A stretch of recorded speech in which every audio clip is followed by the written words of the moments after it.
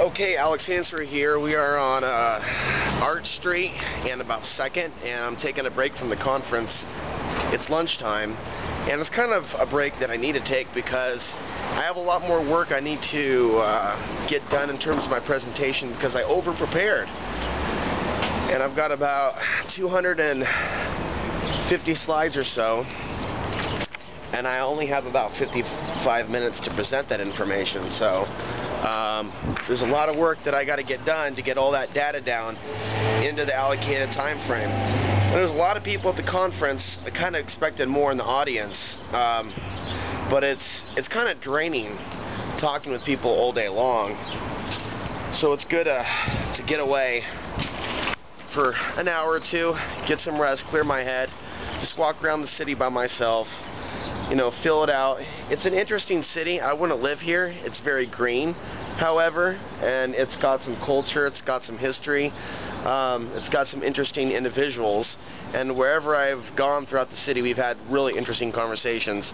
I and Chris and Megan. Megan is our host, and I've been staying with her up in West Philadephia, right as the ghetto begins. You know, and as we're on the subway, as we're on the bus, we're having some of these really interesting conversations about the nature of reality in a dense population center. You get to feel kind of the effects that it has on others, whether they're agitated or whether they're interested in the information that's being discussed. And you know, you can feel some people go, "Oh my God, we've got some free thinkers," and you got others going, "Oh my God, we've got some free thinkers," you know. And this one woman got off the bus. This is a very racially segregated city, but this one black woman got off the bus and said, "Hey, have you seen this one movie?" And I don't know what she was referring to, but I think it had to do with 9/11. She was trying to give me some additional information or ask me, "Have you seen this movie?"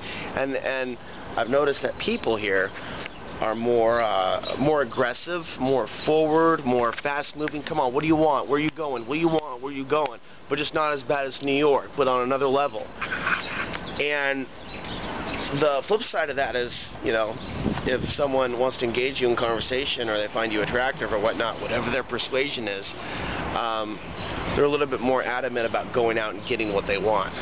So whether it be a positive thing or a negative thing, and that's all in the eye of the beholder, things are more moving forward here, and aggressive, whether it be, you know, in terms of attraction or otherwise. You know, it's going to be interesting how the rest of the week's going to go.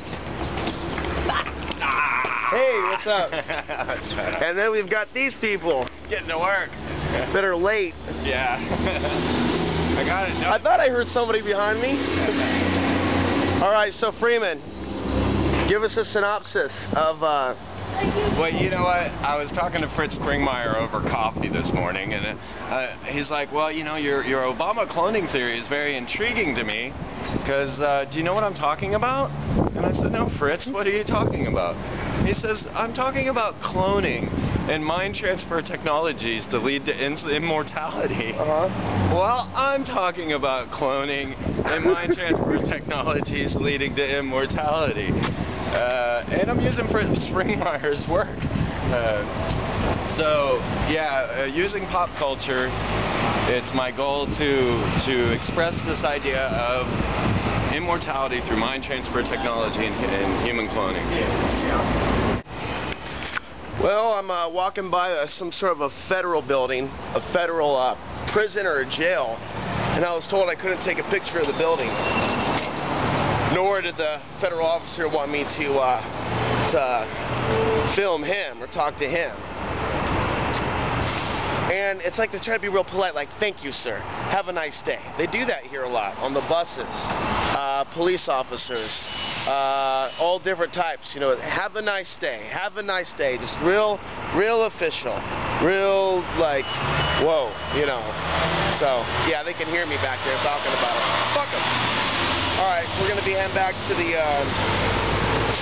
meeting house here. I've been walking around for about 3 hours. I think I've gotten it out of my system.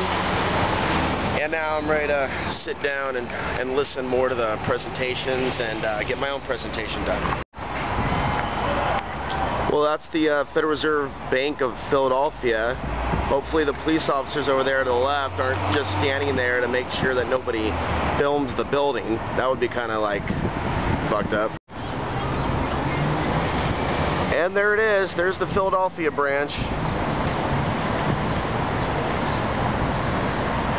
Not very pretty of a building. Kind of ugly. It looks really dirty, actually. Looks like it could be a jail or something. But then again, that's what they do. They imprison people. The banks imprison and enslave people.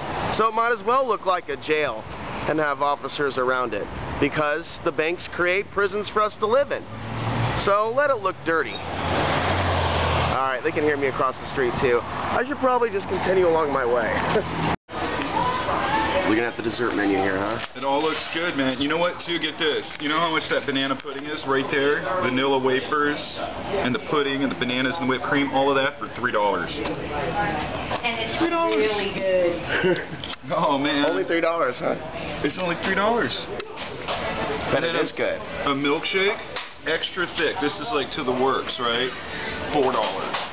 And how much was the pizza? $14. 14 for a inch. large pizza. 14 inch for $8.25 for a plate. $8.25. Yeah. For a large pizza.